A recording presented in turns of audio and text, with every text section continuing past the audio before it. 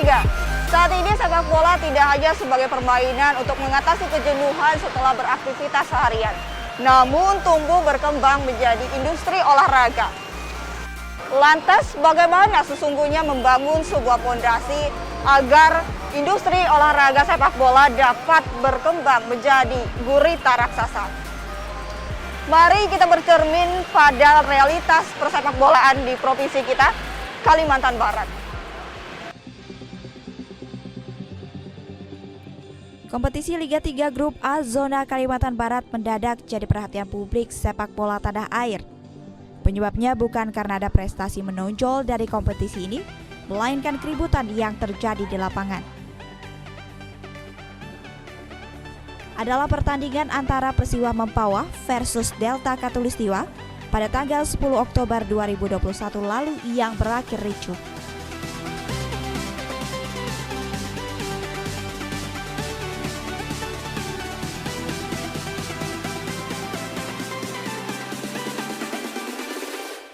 Tidak hanya itu, dua pertandingan Liga 3 Grup A Zona Kalbar yang seharusnya digelar di Stadion Kridasana Singkawang pada tanggal 15 Oktober 2021 juga harus ditunda lantaran perangkat pertandingan tidak ada di tempat.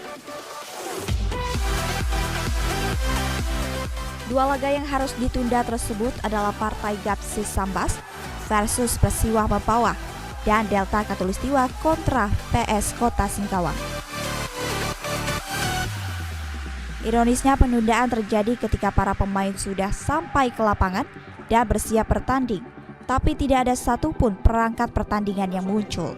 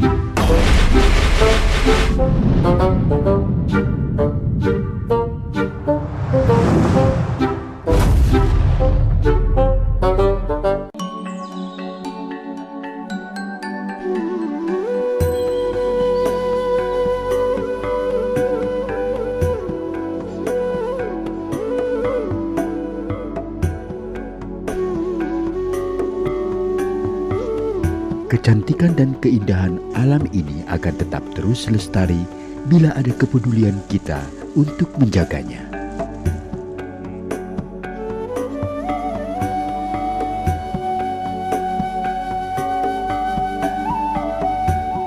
Semua makhluk hidup butuh akan kebersihan alamnya.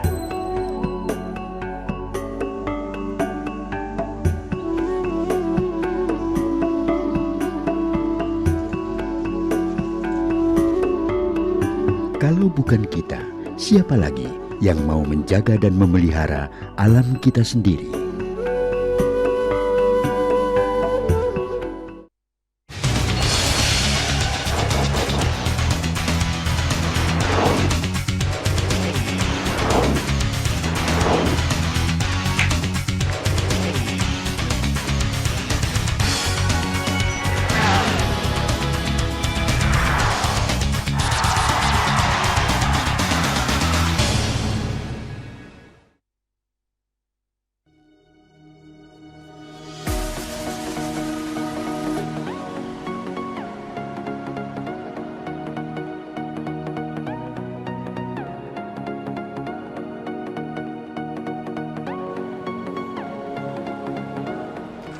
Ada banyak sudut pandang dalam menatap persepak bolaan.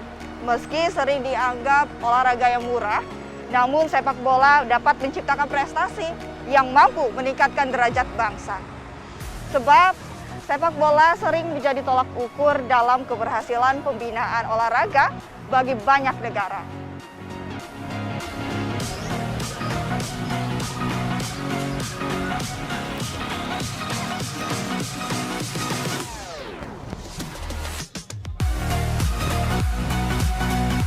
Halo Bang, apa kabar? Alhamdulillah sehat. Nah, pertanyaan pertama saya nih Bang, bagaimana kabar persepak bolaan di Kalbar? Ya, untuk sementara sepak bola di Kalbar ini di musim pandemi juga 2 tahun sudah kompetisinya tidak berjalan dengan efektif. Nah, dengan kondisi keadaan pandemi tadi. Nah, kemarin Liga 3 itu dan Suratin Liga 3 diadakan di Kota Pontianak dan Singkawang. Nah, itu yang mewakili Kalbar ke tingkat nasional langsung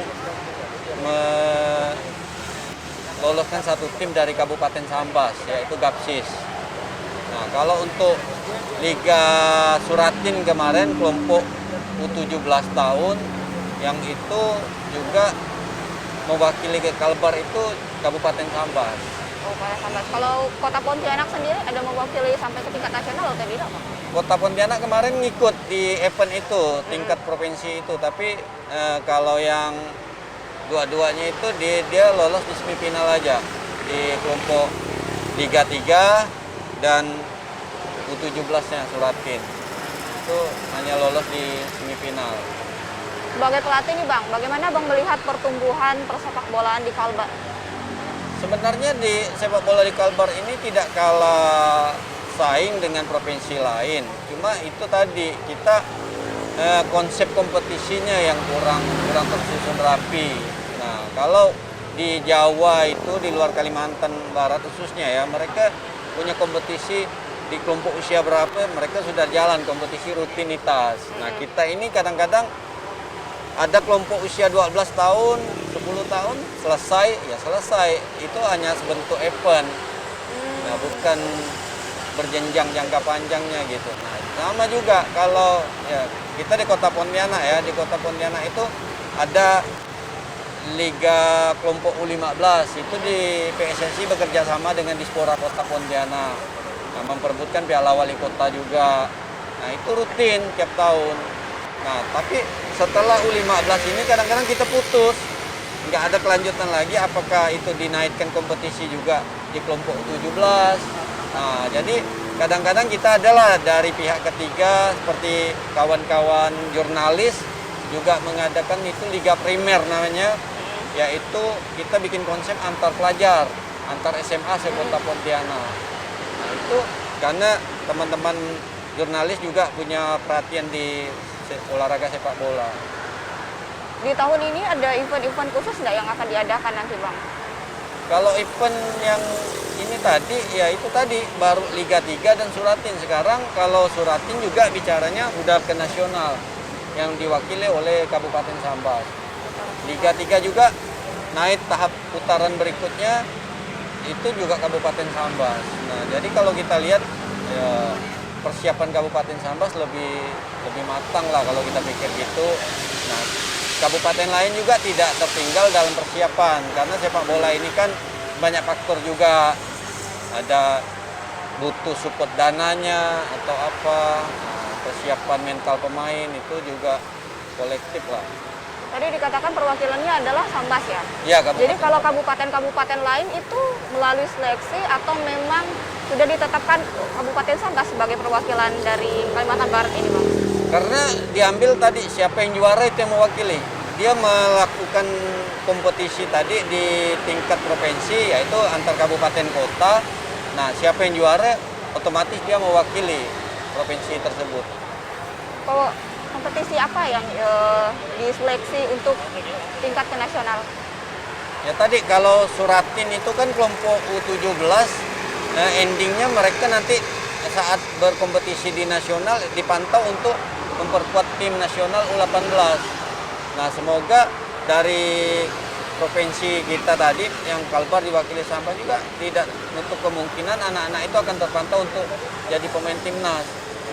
Nah itulah sebenarnya ajang anak-anak daerah itu bisa untuk ke nasional ya tadi melalui kompetisi tadi. Nah makanya kita juga mendorong berharap dengan para atlet sepak bola yang ada di Kota Pontianak dan Kalbar pada umumnya itu ya kalau memang mau arah ke sana berprestasi ayo silakan siapkan dirinya, giat latihan.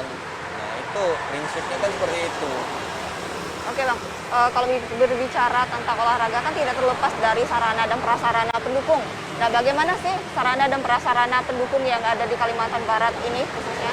Kalau sarana dan prasarana kita sebenarnya sudah ada, cuman belum maksimal untuk kelayakan gitu kan. Nah kita di Provinsi Kalbar kita hanya punya satu stadion SSA.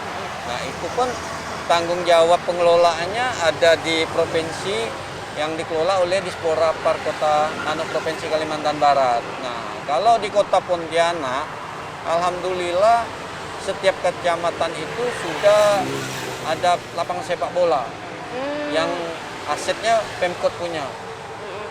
Nah, jadi setiap klub itu udah dijadwalkan untuk menggunakan lapangan itu latihan, udah diatur jadwalnya. Nah, cuma ada keadaan lapangannya itu belum layak standarnya bagaimana. Kadang-kadang di situ juga ada keluhan-keluhan pelatih-pelatih tadi untuk fokus latihannya tadi. Dan sarana-sarana kan sudah ada nih kan, lapangan sudah ada di setiap kecamatan begitu.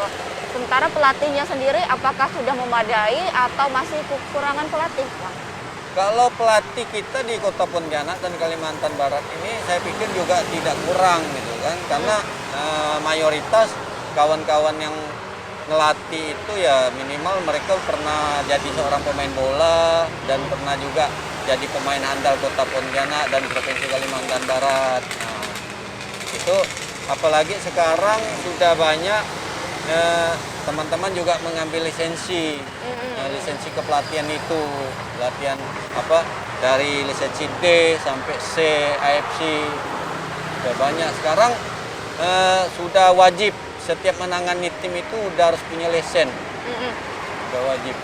Lisen itu seperti sertifikasi pelatih begitu ya Bang? Iya, sertifikat karena dia kursus, memang kursus pelatih. Nah, sekarang kalau kita kursus pelatih itu programnya PSSI pusat. Nah, tergantung daerah yang membuat programnya mengajukan ke PSSI pusat, nanti PSSI pusat yang mengirim instrukturnya yang ditugaskan siapa. Nah, untuk kalau D itu program kegiatannya hanya 1 minggu. Ya, kalau dia C AFC kemarin itu 2 minggu full. Itu berbeda tingkatan atau bagaimana antara C dengan D itu Bang? Ya jelas beda, karena D itu dianggap dasar juga.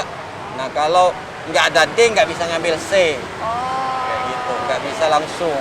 Jadi otomatis kita harus punya D baru bisa ngambil C. Jadi bertahap gitu Iya, dari bertahap. D dulu baru C. Nah nanti C itu ada lagi B. Ada lagi B. Kemudian sampai tingkatan berapa tuh Bang? Ada sampai A Pro. A Pro. A Pro itu bukan dikeluarkan oleh PSSI, itu udah di luar. Di luar. Pro. Untuk biaya pelatihannya sendiri nih Bang, dari pribadi atau memang ada dana dari pemerintah? Ya itu mayoritas dana itu kita pribadi lah kalau untuk biaya pendaftaran itu kan. Nah kadang-kadang kan kita juga ada juga disupport dari teman-teman pecinta olahraga sepak bola atau pengurus asosiasi. Nah pemerintah kota juga mensupport secara tidak langsung melalui dinas. Bagaimana? Nah itu ada. Untuk biayanya sendiri apakah itu bisa dijangkau atau mahal Bang? Ya masih terjangkau sih. Kalau D kemarin kita ngambil itu sekitar 4 jutaan dalam waktu 1 minggu. Kita nggak bisa keluar dari karantina. Nah, kalau C kemarin 10 juta. 10 juta? 10 juta selama 2 minggu. 2 minggu. Itu kegiatannya dilaksanakan di Kota Pontianak atau kita harus keluar Pontianak gitu Bang? Kebetulan kemarin yang membuat kegiatan itu di Kalimantan Barat, PSSI Kalimantan Barat yang menggulirkan kegiatan itu. Jadi alhamdulillah jadi kita agak hemat biaya, tidak ada transportasi penerbangan kan. Kalau di luar ada, di Jogja, di Bandung itu sering ada. dengan biaya dari 4 juta sampai 10 juta itu udah include semuanya atau cuma sekedar pelatihannya aja Bang? Sudah include dari itulah biaya yang untuk menanggung kita selama di penginapan, makan kita, kostum kita, karena setiap kegiatan itu kita dapat kostumnya itu 4, 2 untuk di kelas, 2 untuk praktek di lapangan. Oh, jadi pelatihannya itu tidak hanya di ruangan tapi di lapangan juga ya? Iya, praktek. Oke. Apakah sertifikasi atau memiliki lisensi pelatihan itu memberatkan para pelatih dalam membina serta membangun sepak bola di Kalimantan Barat ini, Bang? Ya, dengan kita mempunyai lisensi itu kita juga dituntut untuk bertanggung jawab karena kita harus bisa menyampaikan apa yang kita dapat tadi dalam kursus. Nah, kita harus bisa mengimplementasikan terhadap anak didik kita. Nah, itu alhamdulillah kita dengan adanya kursus itu kita banyak dapat ilmu baru yang tadi tentang perkembangan untuk mendidik cara ngelatih sepak bola yang benar. Kalau untuk pembinaan klub-klub bola itu bagaimana Bang saat ini? Nah, kalau klub itu ada di setiap daerah kabupaten kota itu kan ada induk organisasinya. Nah, kalau namanya PSSI lah, Asosiasi PSSI Kota Pontianak, Asosiasi PSSI Kabupaten. Nah, itu ada tersendiri. Nah, kalau PSSI itu dia dapat dana bantuan itu kan nanti dari pemerintah itu melalui KONI. Setiap cabur olahraga itu dapat bantuan pemerintah melalui KONI. Berarti anak-anak yang dibimbing, yang dibina itu mereka bayar dari uang pribadi mereka atau dari pendanaan negara, Bang? Nah, kalau anak-anak yang kita latih itu nggak ada bisa seperti itu. Kita tergantung dari klubnya masing-masing, pengelolaan manajemen. Nah, apakah setiap klub itu menarik iuran, diwajibkan ada iuran rutinitas atau gimana, itu tergantung klub masing-masing. Oh, jadi pelatih itu di luar klubnya begitu? Iya, pelatih punya, macam saya punya klub sendiri di Pontianak Timur itu. Nah, kalau saya kan, apakah anak-anak itu harus dibebankan dengan iuran rutinitas? Nah, sementara kadang-kadang itu juga kendala kalau kita wajibkan itu, mereka nanti lalu nggak mau latihan, sementara mereka berpotensi. Iya, kan kalau di negara kita sendiri ini kan olahraga itu belum sebagai profesi masa depan nih Bang. Gimana Bang melihatnya Bang? Ya itu tadi, karena memang jangankan itu, di negara kita ya, khususnya Indonesia, olahraga itu bukan suatu pekerjaan, profesi, bukan. Karena di sini olahraga itu hanya orang hobi. Iya. Nah, dan apalagi pengurus. Nah, pengurus olahraga ini kalau kita nilai rata-rata orangnya orang dikategorikan orang gila gitu. Orang gila kategori dia tinggalkan anak, istri, keluarga, dia korbankan biaya itu ini untuk hobi tadi olahraga. Bukan mencari kehidupan di olahraga tadi. Oh iya. Berarti benar-benar passion di situ di dunia olahraga itu ya Bang.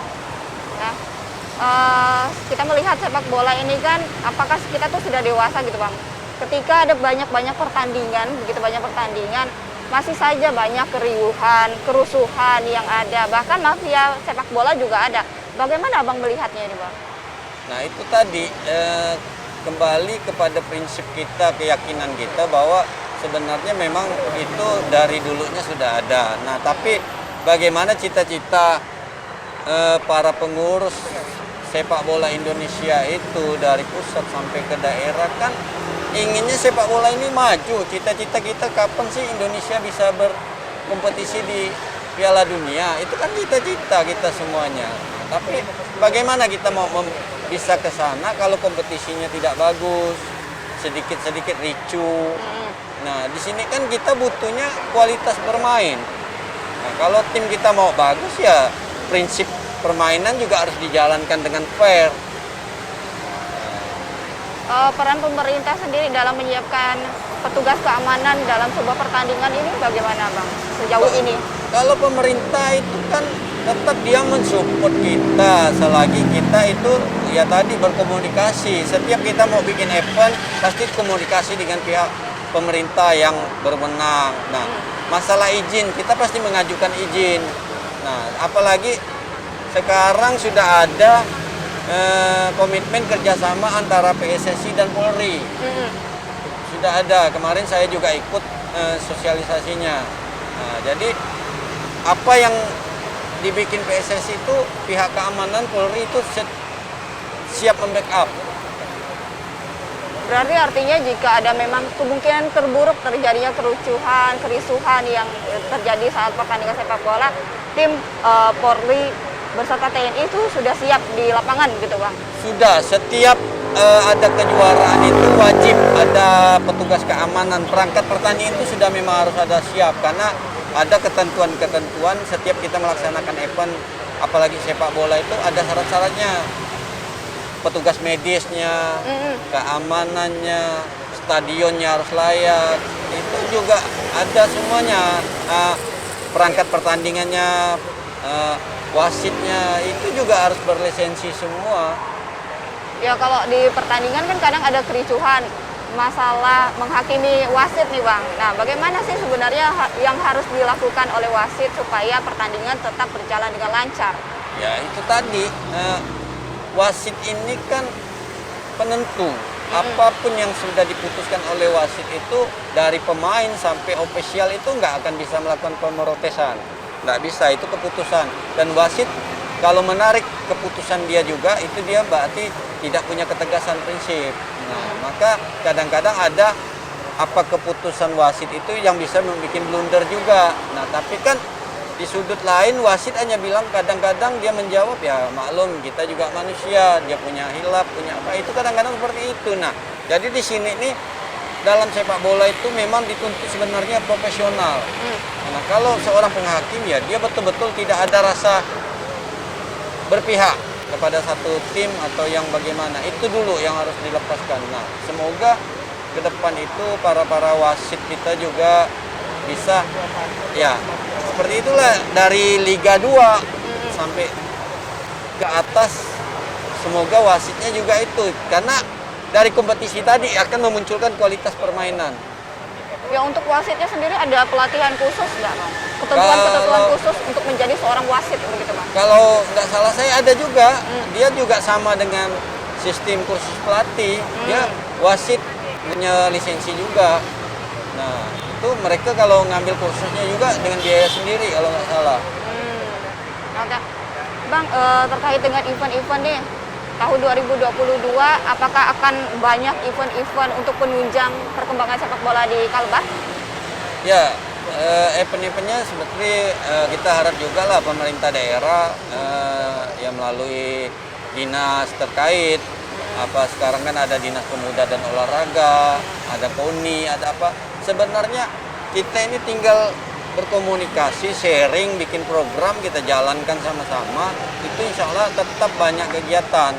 Nah, tapi kalau yang untuk penggerak ini sebenarnya susahnya penggerak. Iya. Untuk pelaksana. Kita mau melakukan sesuatu itu kan yang beratnya kan mau memulai. Nah, sebenarnya kalau sudah dimulai perjalanan itu akan ngalir. Nah, kita seperti kemarin tahap pertama kita di Kota Pontianak sudah mulai melaksanakan U10 dan 12 tahun. Nah, walaupun itu dengan waktu yang dikebut lah bahasanya hanya 2 hari harus selesai gitu kan. Nah, mudah-mudahan ke depan kan ini pembelajaran kita ke depan bagaimana kita bikin konsepnya jangka panjang. Anak-anak ini cukup dikompetisikan mereka bermain Sabtu Minggu, di hari libur orang tuanya juga yang bisa menyaksikan anaknya bermain bola. Nah, ini yang kita akan kemas nanti konsepnya ke depan kalau di Kota Pontianak. Ya. Kalau semakin sering mengikutkan perlombaan liga-liga begitu anak-anak usia dini, artinya mereka semakin siap gitu Bang, tidak hanya fisik namun juga mental sebagai penerus generasi persepak bola di Kalbar ini kan ya Bang? Iya, untuk meningkatkan kemampuan anak didik atlet itu tidak terlepas dari kompetisi. Nah, bagaimana mereka bisa dievaluasi kalau tanpa kompetisi? Kita kasih program latihan tanpa kompetisi. Bagaimana kita bisa evaluasi? Sejauh mana kemampuan anak itu? Apa kekurangan dan kelebihan? Kan nggak bisa. Kita lihatnya di kompetisi. Nah, kompetisi ini yang harus disusun rapi sebenarnya dalam 1 tahun itu. Ada berapa kompetisi di kelompok usia ini, kelompok usia ini. Nah, kadang-kadang memang tadi ya kita maaf kendalanya juga di sarana. Nah, kalau sarananya hanya sasarannya di satu tempat ini kan dengan situasi alam, hujan, dipakai terus kegiatan, hancur juga itu lapangan. Nah ini kadang-kadang kendala juga. Nah semoga dengan adanya dukungan pemerintah Kota Pontianak, setiap kecamatan sudah mempunyai lapangan sepak bola. Nah, semoga dengan gencarnya juga diperbaikilah setiap yang ada. Nah, kedepannya mungkin setiap kecamatan itu bisa dibikin kegiatan. Nah, untuk menunjang persepak bolaan di Kalbar sendiri, ke depan tuh bagaimana Bang? Menurut Abang, apakah harus ada akademi-akademi khusus persepak bolaan atau sekolah sepak bola untuk meningkatkan persepak bolaan di Kalimantan Barat ini sendiri? Ya itu tadi, akademi sudah berjalan. SSB lah ya, sekolah sepak bola bahasanya, kalau di Provinsi Kalimantan Barat itu. Nah, itu tadi, mereka sekolah dilatih kompetisi. Kompetisinya nggak ada siapa yang gulir. Nah kadang-kadang yang menggulir itu kita juga yang para pelatih tadi bekerja sama, yuk kita bikin dengan swadaya, urunan, bagaimana cari sponsor gitu, barulah bisa jalan. Nah karena kalau maaf ya, asosiasi juga itu ada keterbatasan anggaran yang diterima dari KONI. Nah, dia nggak mutlak kalau dana itu juga untuk melakukan kompetisi, melakukan juga untuk pembiayaan untuk peningkatan SDM para pelatih atau wasit. Ya itu saya tahu sendiri juga karena saya termasuk pengurus PSSI Kota Pontianak. Nah itu nggak akan mampu untuk membiayai itu. Nah apalagi kalau kita ada mengikuti kegiatan di tingkat provinsi seperti tadi Suratin, Liga 3 itu bukan sedikit biaya. Para pemain itu kita TC sekian bulan, kita kandangin, masuk penginapan atau apa kan. Nah mereka juga butuh biaya untuk transport mereka, istilah uang saku lah, uang jajan mereka juga itu. Nah belum lagi persiapan lainnya, ini berat. Peran swasta sendiri dalam pembangunan sepak bola di Kalbar ini ada nggak Bang? Nah kalau saya melihat memang selama ini ya, apalagi di Kota Pontianak itu peran swasta memang boleh kita bilangkan nol. Karena apa? Di Kota Pontianak ini kan sifat usahanya gimana gitu kan? Apa tidak ada perkebunan atau apa? Yang ada kan perhotelan atau apa. Jadi Kota Pontianak ini kan maaf lah, penghasilannya kan PAD-nya itu dari pajak. Nah, pajak hotel, pajak restoran. Nah itu tadi yang mungkin pemerintah juga tidak bisa semaksimal mungkin untuk mensupport kegiatan olahraga ini tadi. Nah, alhamdulillah kemarin kita juga sudah berkomunikasi dengan Pak Wali Kota Pontianak ya. Beliau insya Allah siap untuk memajukan Persipon ke depan. Dalam waktu dekat ini beliau yang turun langsung memimpin pertemuan stakeholder yang akan diundang untuk sponsor membangun Persipon. Itu janji Pak Wali. Artinya pemerintah juga nanti akan turun langsung dalam memantau persepak bolaan di Kalbar ini ya Bang? Iya, bagaimanapun memang harus turun tangan langsung Pak Wali Kota. Apalagi kalau kami sekarang di PSSI Kota Pontianak itu kan diketuai oleh Pak Bahasan yang juga wakil wali kota. Kalau ketua PSSI Kota Pontianak itu beliau. Nah, periode ini. Sebelumnya Pak Wali Kota zaman itu beliau juga jadi wakil wali kota, juga menjadi ketua PSSI Kota Pontianak. Nah, memang tidak bisa terlepas dari dukungan pemerintah, khususnya wali kota lah tadi kalau untuk sepak bola. Jadi saya pernah itu juga almarhum Bang Bong, itu Pak Buhari, itu luar biasa sepak bola Kota Pontianak. Itulah Persipon yang waktu itu sangat naik, lagi naiknya itu zaman almarhum Pak Buhari. Karena begitu didukung oleh Didukung, beliau berani mengucurkan APBD dan itu masih dihalalkan untuk menggunakan APBD. Nah setelah ada peraturan pemerintah pusat itu bahwa untuk liga profesional tidak bisa dibantu oleh dengan APBD. Dia harus berbentuk PT. Nah itu harus mandiri namanya. Jadi nggak bisa lagi. Nah Persipon waktu itu semenjak divisi 1 masih bisa menggunakan APBD. Zaman itu kalau nggak saya kurang lebih 8 miliar anggaran yang dikucurkan untuk mempersipun, dan kita ada rekrut pemain asing. Nah, itu luar biasa penganggaran. Nah, setelah itu tidak boleh lagi menggunakan APBD. Nah, itu ya yang akhirnya istilah sepak bola Persipun langsung turun drastis. Oke. Pertanyaan terakhir ya Bang, apakah sepak bola Kalbar bisa bertumbuh untuk kedepannya Bang? Saya yakin dan optimis bahwa Kalbar tidak nutup peluang itu dengan kabupaten lain, provinsi lain. Apalagi, ya maaf, saya optimis melihat kemarin antusias juga dari beberapa kabupaten dan kota antusias mengikuti kursus kepelatihan tadi. Karena tadi untuk meningkatkan SDM. Karena berarti kan kita mengambil lisensi itu bukan untuk kepentingan pribadi. Kita memikirkan bagaimana sih untuk meningkatkan kemajuan tentang sepak bola. Nah, bukan berarti kita ini harus tadi berlatar belakang seorang mantan pemain. Kalau dia mantan pemain atau apa juga, kadang-kadang ya waktu mungkin untuk ikut kursus itu karena butuh waktu. Waktunya 1 minggu, 2 minggu tadi.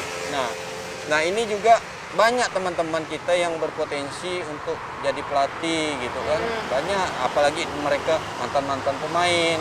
Nah, cuman nanti kedepannya itu terbenturnya saat untuk ditugaskan menangani tim dari kelompok U15 saja, itu sudah harus punya wajib melampirkan lisensi. Begitu. Itu sudah wajib, tidak ada lagi. Nah, karena udah aturan. Nah, maka Indonesia itu membentuklah kurikulum sepak bola Pilenesia namanya, filosofi itu yang diterbitkan 2017. Nah, jadi konsep sepak bola itu semua kabupaten kota itu wajib memberikan sepak bola dasarnya itu seragam se-Indonesia. Jadi begitu mereka terpantau masuk ke timnas itu, yang nangani timnas itu nggak perlu lagi ngelatih dasar. Mereka sudah dapat seragam. Latihannya seragam. Itu loh filosofi sepak bola Indonesia menerapkan Pilenesia. Artinya pelatih yang kompeten akan menciptakan para atlet-atlet yang handal begitu Bang? Iya. Oke. Pemain handal tidak akan ada bisa muncul tanpa pelatih. Nah, kan? Jadi seorang Messi aja, Ronaldo itu dia pemain hebat, tapi dia nggak bisa tanpa pelatih kan? Iya, Pasti betul. harus ada pelatihnya. Nah, begitu juga sebaliknya, pelatih hebat kalau tidak ada anak-anak yang mau datang latihan, siapa yang mau dilatih? Kan gitu. Jadi kita memang satu bagian saling membutuhkan. Jadi dituntut juga kita seorang pelatih tidak bisa ego, menahankan prinsip kita. Kita juga harus bisa menguasai, mempelajari tentang mental anak didik kita. Itu banyak, seorang pelatih itu bukan hanya khusus mengajarkan tentang teknik, taktik, ilmu-ilmu sepak bolanya. Kita juga harus bisa memahami tentang psikologi anak, mentalnya tadi banyak. Kalau yang kemarin kita di lisensi C itu kita dapat dari dokter psikolog yang dihadirkan juga PSSI dari pusat. Kita juga dihadirkannya dokter spesialis olahraga untuk menangani cedera. Diajarkan kita cara menangani cedera. Ada dokter datang satu hari itu. Juga dihadirkan khusus pelatih kiper, Marcus Horizon yang dihadirkan. Nah, jadi kalau alhamdulillah kemarin sangat banyak juga kita dapat ilmu pengetahuan itu, dan insya Allah semoga ini bisa bermanfaat juga kepada anak-anak di Kota Pontianak yang akan kita implementasikan keilmuan tadi. Terima kasih Bang, kita berharap ke depan sepak bola Kalbar bisa berbicara secara nasional, maju olahraganya, prestasi capaian.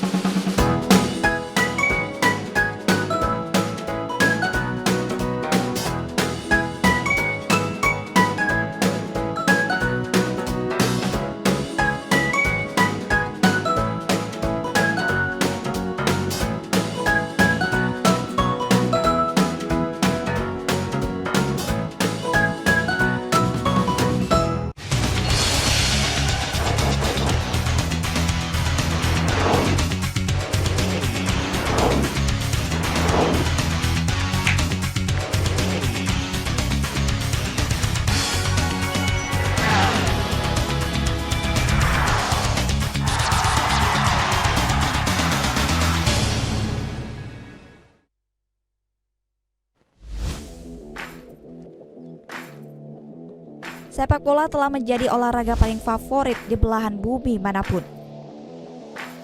Menjadi pemain sepak bola merupakan impian bagi banyak anak di seluruh dunia. Namun, untuk menjadi pemain sepak bola hebat, sebuah komitmen kuat sangat dibutuhkan. Regenerasi merupakan hal yang selalu dianggap krusial di dalam sepak bola. Banyak insan sepak bola berbicara mengenai pembinaan usia dini tanpa tahu bagaimana mencapainya dengan cara yang efektif dan real. Semakin maju sepak bola suatu negara, semakin maju pula cara pandang mereka mengenai regenerasi.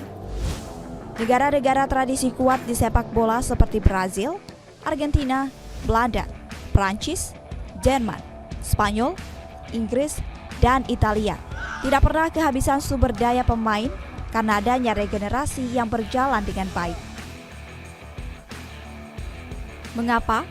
Misalnya, negara dengan populasi hanya 17 juta jiwa seperti Belanda tidak pernah kehabisan talenta sepak bola? Mengapa Italia dan Jerman tidak pernah kehabisan penjaga gawang yang superior? Mengapa Prancis tidak pernah kehabisan stok pemain-pemain berbakat di timnasnya?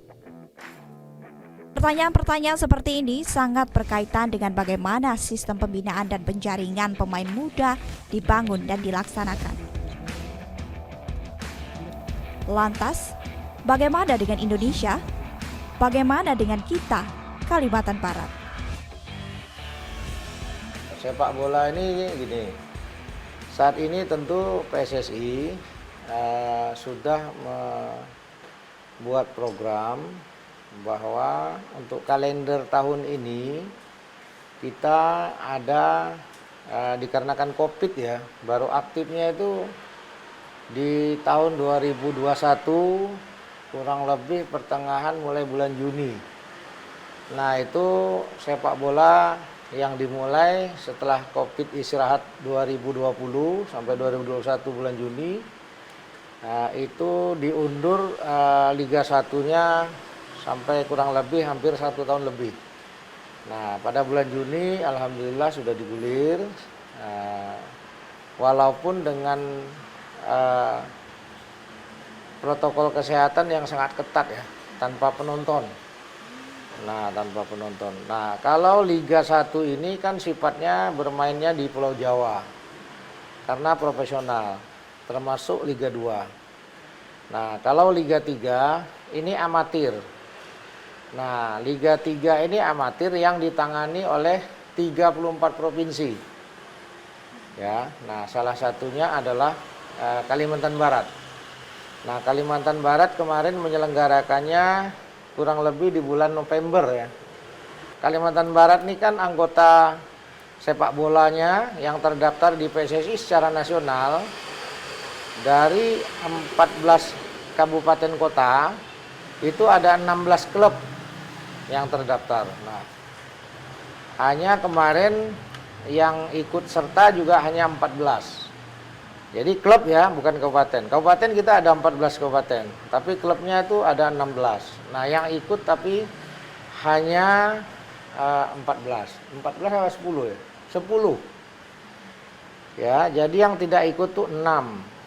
Nah, yang ikut itu diantaranya Kota Pontianak ada 2 klub, Persipon Kota Pontianak dengan Delta Katulistiwa, kemudian Mempawah dengan Persiwa, kemudian Gapsis Sambas dengan Gapsis Sambas yang sekarang mewakili Kalimantan Barat untuk zona Liga 3 Nasional yang akan digulir nanti secara nasional pada tanggal 2 Februari 2022 ya.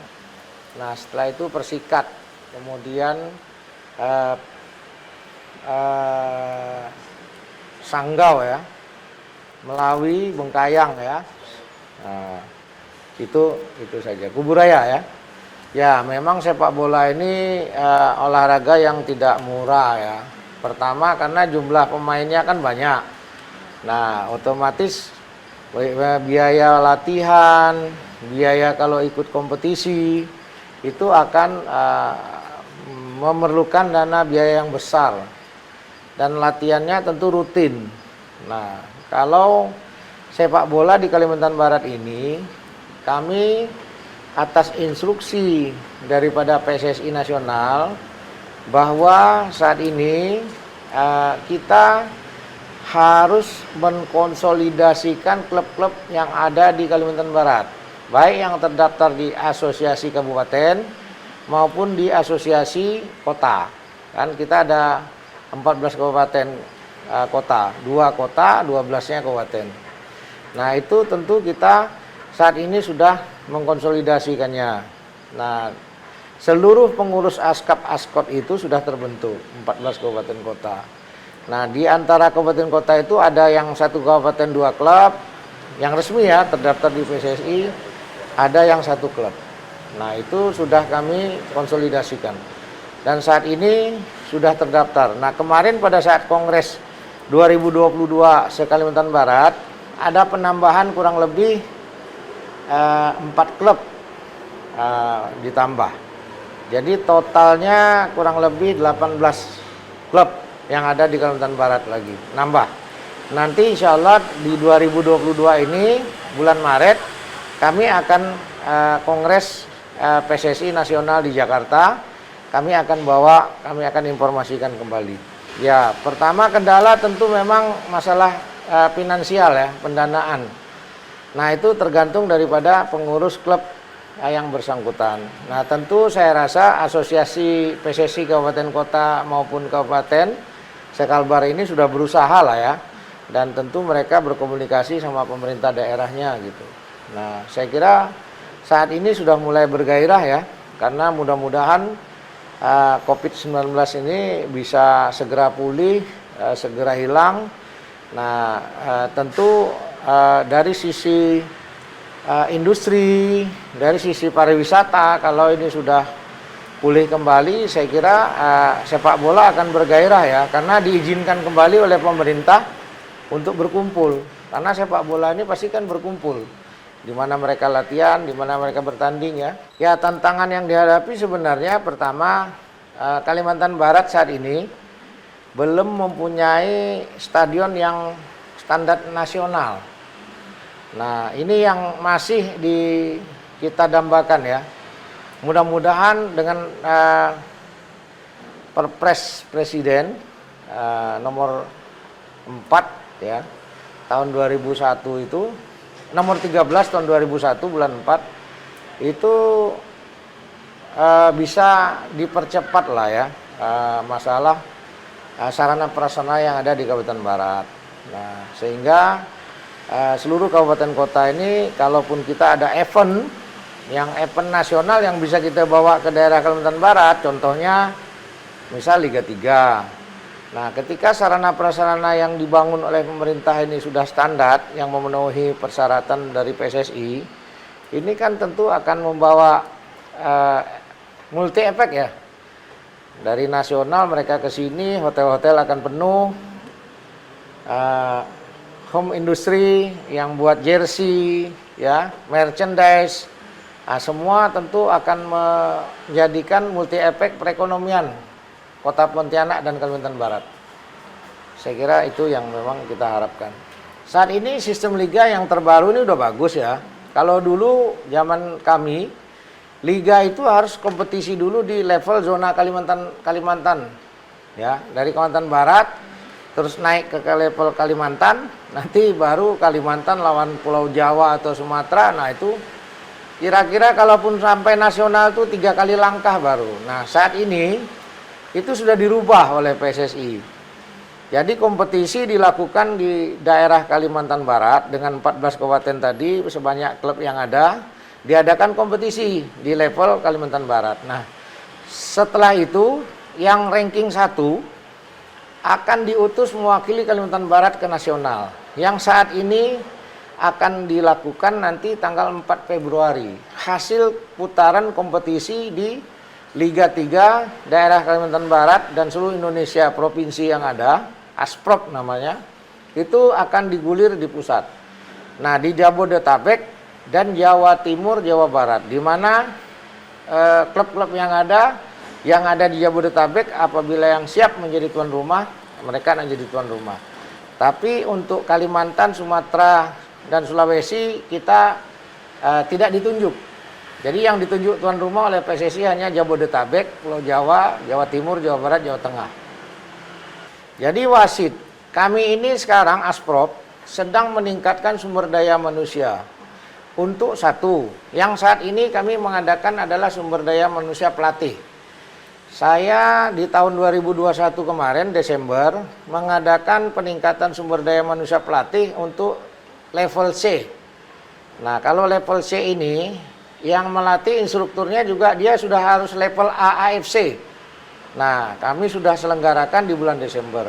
Nah, sebenarnya yang lisensi D pelatih ini, yang saat ini kami adakan, ini sebenarnya juga harusnya diadakan di bulan Desember 2021. Dikarenakan COVID, kami agak terlambat. Jadi saat inilah kami mengadakan pelatihan pelatih level D untuk grassroots. Grassroots ini adalah sekolah sepak bola anak-anak yang umurnya di bawah 10, 11, 12, 13 tahun. Nah, untuk grassroots ini, sekolah sepak bola anak-anak ini, dia hanya main 7 lawan 7. Lapangannya juga tidak besar. Kalau lapangan besar dibagi 2. Nah, besok kami akan praktek. Pelatih yang sudah melaksanakan kurang lebih 8 hari, dari tanggal 8 sampai tanggal 15 besok, mereka akan praktek dengan menampilkan anak-anak yang umur 10 sampai 13 tahun yang akan kami laksanakan besok di Stadion Sultan Abdurrahman.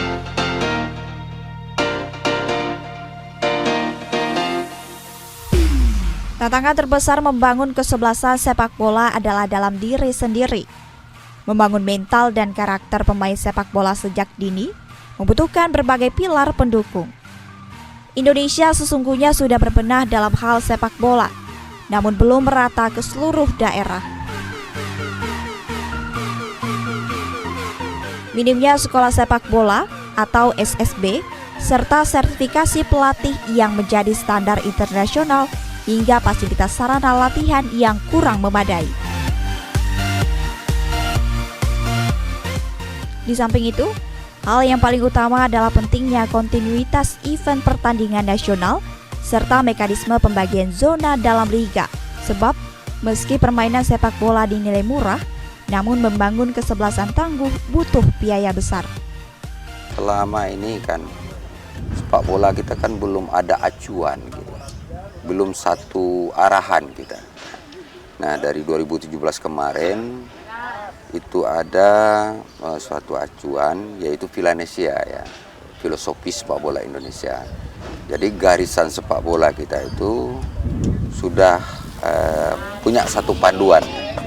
Jadi kita mulai dari Aceh sampai ke Papua sana, pokoknya acuannya menjadi satu, sehingga nanti muaranya itu ke tim nasional itu tidak sulit lagi. Yang selama ini kan menjadi permasalahan sama kita kan selalu kurangnya waktu kalau dipanggil ke tim nasional. Ya karena kita tidak mempunyai acuan yang satu. Tapi kalau sekarang sudah mempunyai acuan yang jelas, dimanapun kita berbuat kita melakukan pelatihan gitu kan, acuannya sudah satu. Jadi nanti kotor dipanggil ke tim nasional, pandangan pemain, visinya pemain itu sudah satu, sehingga tidak perlu terlalu banyak. Makanya seperti di negara-negara maju, mereka hanya seminggu kan persiapannya itu.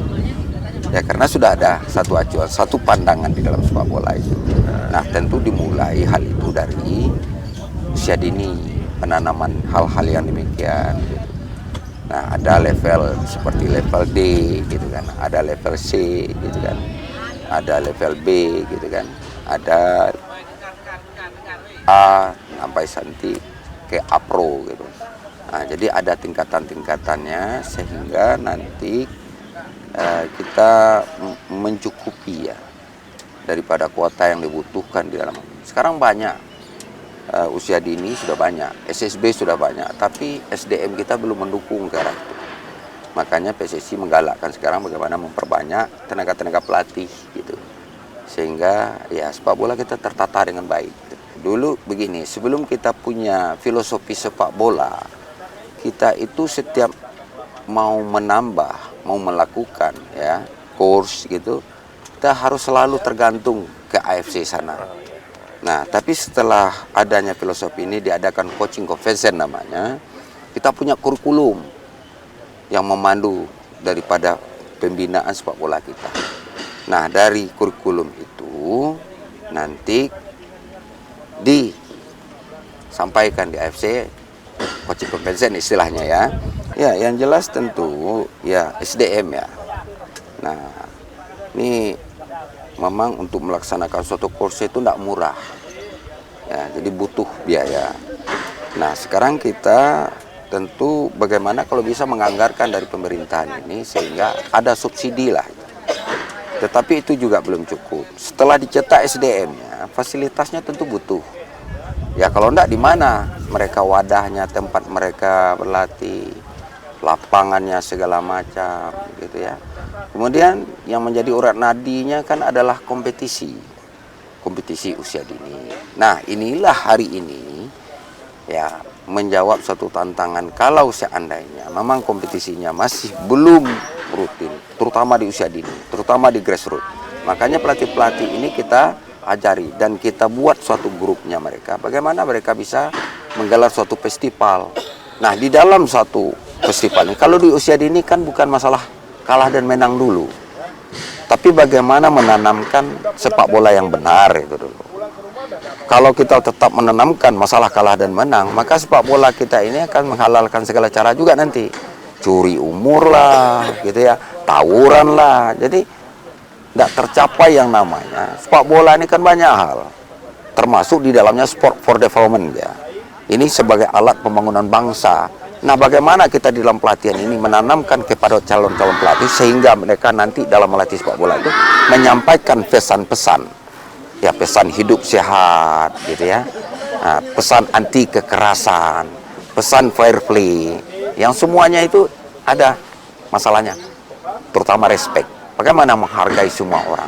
Kalau itu kompetisi bagi mereka, itu adalah tempat wadah mereka belajar. Tempat pelatih belajar, tempat pemain belajar, tempat orang tua belajar. Ya. Jadi bukan kalah dan menang. Kalau toh menang, ya kalau toh juara misalnya di situ, itu hanya bonus. Bukan itu tujuan utama kita. Jadi kita dalam rangka mencetak pemain itu bagaimana mengutamakan prosesnya. Ya, itu yang kita utamakan, bukan instan langsung kalah dan menang juara. Nah, itu yang menjadi masalah. Nah, harapan kita tentu ya di masing-masing provinsi itu nanti sudah merata. Nih contohnya aja di Kalbar sekarang nih kan. Tenaga pelatih kan jauh sekali kurangnya dari jumlah orang-orang yang ingin bermain sepak bola. Jumlah SSB yang ada pelatih sangat kurang. Nah, jadi makanya melalui Asprof yang ada di Kalimantan Barat, setelah mereka mendata mungkin kan ada kalah. Kemarin sebelum ini ada C. Jadi nanti D lagi beberapa kali baru C lagi. Nah, nanti suatu saat kalau memang fasilitas ini mendukung, stadionnya mendukung, hotelnya mendukung, bukan tidak mungkin di sini akan digelar B nanti. Tapi kalau lapangannya tidak mendukung, stadionnya tidak mendukung, pemerintahannya tidak mendukung, ya terpaksalah D itu di pusat terus. Akhirnya apa? Keterlambatan lagi kita di dalam pengadaan pelatih. Padahal kita sangat butuh sekali sekarang kan. Untuk percepatan pengadaan tenaga-tenaga pelatih ini butuh gitu.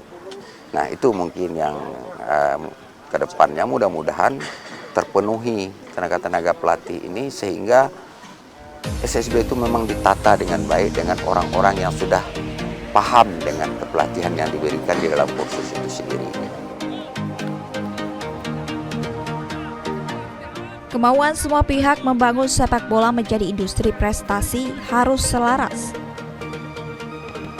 Prestasi tidak dicapai dalam waktu singkat, butuh waktu dan komitmen kuat agar Kalimantan Barat mampu melahirkan pemain sepak bola tak sekedar berkelas nasional, bahkan internasional.